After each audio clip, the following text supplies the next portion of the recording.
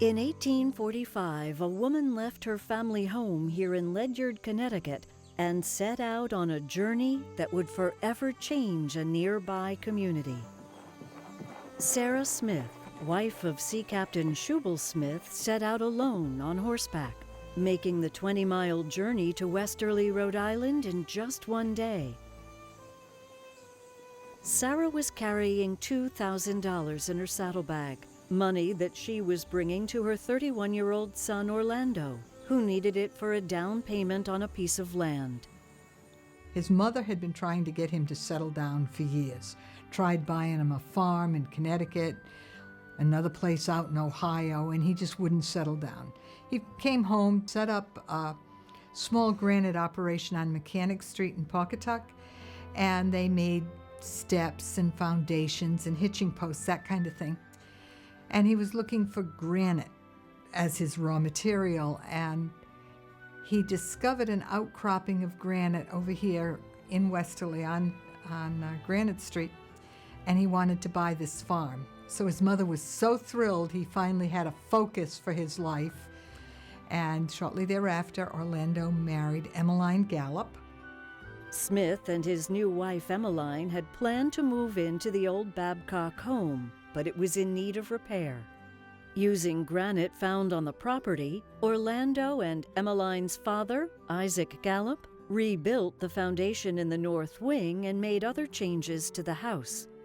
Orlando moved his masonry business from across the river to the top of Rhodes Hill in Westerly.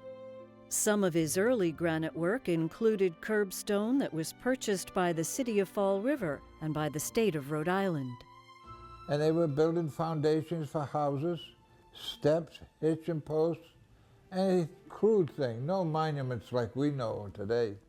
Over time, Orlando shifted his focus from masonry work, and the Smith Granite Company began to concentrate more on formal monuments. Orlando worked next to the outcropping alongside his friend William Burdick, who had expertise in granite monuments. And they got together and they worked together, and he was the fellow that came and brought the information on how to make monuments, how to bush the stone, how to make it finish. But their partnership ended suddenly with the death of Orlando Smith in 1859 at the age of 50. Emmeline was now faced with running a farm, raising 4 small children, and overseeing a growing business. She needed Burdick to stay on. She knew him and asked him if he would run the business. The estate of Orlando Smith is what they called it. So all the business went through his estate. And she ran the business. She owned everything. She owned the oxen. She owned the stone, the land, the house, everything. And he managed it. And he went on to become quite a businessman.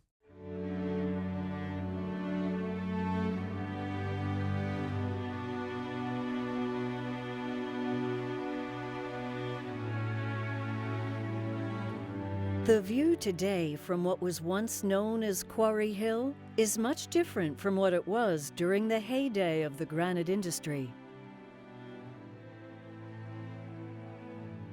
Numerous quarries opened from Westerly to Bradford in the years following Orlando's granite discovery. Quarrying was dangerous work, and muscle power was used to perform many difficult jobs. Working in a quarry was unbelievably hard work.